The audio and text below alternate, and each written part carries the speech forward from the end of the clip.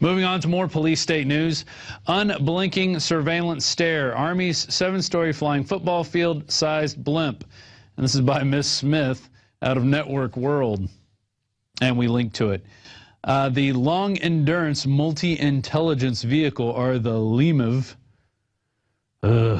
is almost the size of a 7-story football field. It's meant to fly at speeds between 30 and 80 knots without ceasing for 28 straight days while providing an unblinking eye of surveillance.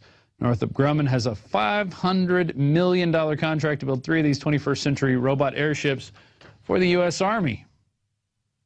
And very interesting story. And it takes me back to this book that Aaron's had in his office for a long time. It's called Future Government, and it shows a little triangular spaceship with the words United World Federation on it. And it talks about how things are going to be different in the future. This book was published, let's see when this book, 1980. Wow. This was before I was even in grade school. And I was in grade school a long time ago. So let's go to the future weapons section. One weapon of the future that will be used a lot if wars continue is pilotless drone planes. And then you flip the page. Control planes will be able to stay up in the air up to 24 hours without having to land to refuel. They will be most important serving as decoys to draw anti-aircraft fire away from the real planes. They could also be used for suicide missions. And they could also be used to kill American citizens without warrants. They didn't add that in there. That's interesting. The drones, as they are called, can also carry bombs, short-range missiles deep into enemy territory, where it would be too dangerous for a conventional bomber to go. And it goes on from there. But very interesting. They've been talking about this for years, so this is obviously stuff that's been in the works.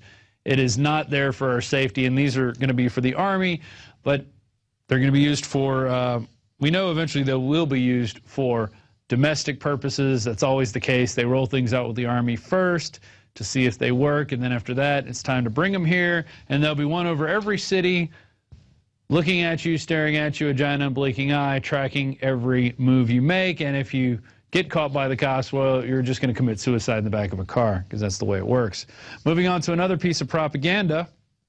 The Mail Online reports, is the U.S. sending SEAL Team 6 to capture top drug cartel kingpin? American military plotting military mission similar to bin Laden mission. And this is an interesting piece. And it's a very interesting piece here. So they mentioned, you know, it mainly seems like a big propaganda piece. Talk about the drug war. It mentions SEAL Team 6 in the article twice, and they don't say who's saying that they're going to be sending SEAL Team 6. They're not quoting any government official. They're just saying, you know, will they send it? And they talk about this guy, El Chapo, who escaped from prison in 2001, and he's been on the run, and he's head of the biggest drug cartel. It's a $1 billion drug empire, and is accused of firing the first shot in the bloody cartel war that has killed nearly 50,000 people. And very interesting. What I find most interesting is towards the, you know, bottom of the article, they go to this photo. We have it right over here. There it is. There it is. This is the fake bin Laden room video. There's Hillary. She's got hand over her mouth. There's Obama not looking at the same place that everybody else is looking, which is very interesting. He seems to be looking above where everyone else is looking.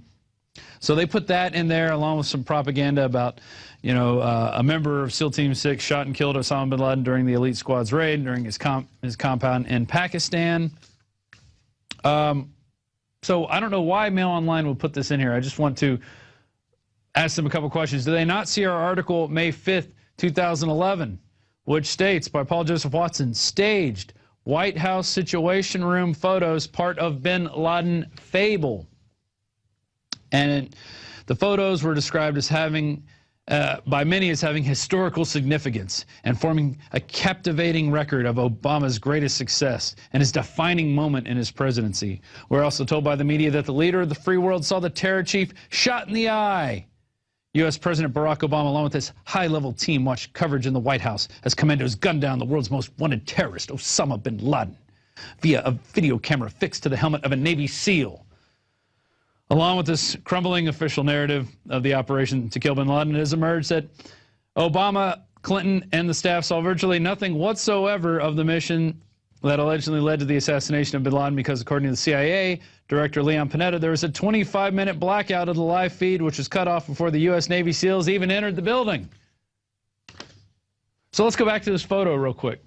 Why was Hillary having her hand over her mouth? Is it possible that she saw the helicopter crash, that top-secret helicopter that that was seen in the compound? That's possible. In fact, it says the Situation Room, as action unfolded, they had little knowledge of what was happening in the compound, and that was reported by the London Telegraph. So we're learning a little lesson in how the propaganda trail works. You know, a big newspaper puts out an article talking about SEAL Team 6, trying to get people into the, you know, they're going to help us out with the drug war and go down to Mexico and get El Chapo. Let's go to the Army Times and see what they had to say. Administration won't release bin Laden records. And this is from March 15th, 2012.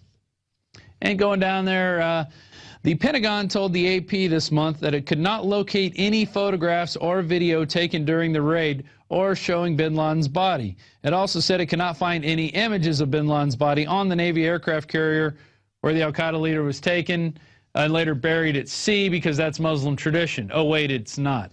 The Pentagon said it could not find any death certificate, autopsy report, or results of DNA identification tests for bin Laden. Because, you know, when you put out the most daring rescue and the most daring kill mission in the world in the history of all terrorism, you know, you don't take pictures. You don't do any of that. You just, oh, we don't know where it is. We put him out to sea. We don't know where he's at.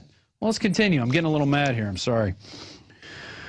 Pre-raid materials discussing how the government planned to dispose of bin Laden's body if he were killed. It said if search files at the Pentagon, its search files at the Pentagon, U.S. Special Operations Command in Tampa, Florida, and the Navy Command in San Diego that controls the aircraft carrier Carl Vinson used in the mission. So nobody has files of this. The Defense Department told AP in late February it cannot find any emails about the bin Laden mission or his Geronimo codename that were sent or received in the year before the raid by Vice Admiral William McRaven, head of Joint Special Operations Command, who organized and oversaw the mission. It also cannot find any emails from senior officers who would have been involved in the mission's planning. It found only 3 such emails written to then Defense Secretary Robert Gates, and it consisted of 12 pages sent to Gates summarizing news reports after the raid. Wow.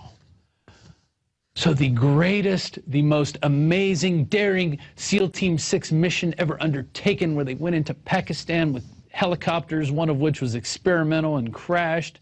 They managed to get in there, shoot bin Laden in the eye after he was cowering in front of one of his wives. Well, wait, no, he didn't. He had an AK-47. No, wait, he didn't have that. He was in his underwear. Yeah, he was in his underwear, and we shot him in the eye, and we carried him out, and we took a bunch of tapes and stuff, and now we're releasing photos that he wanted. He liked Obama. I mean, there's all kind of just crap out there about this raid. And yet, we're still talking about it. Organizations like Mail Online is still putting out that fable that it's still true. People are putting out this image that's been already proven to be fake many times over, and they're trying to keep selling you that narrative. That's all they want to do, is keep the lie going. And if you're too stupid to realize that, I'm sorry, I feel for you. Take some Prozac, some Ritalin.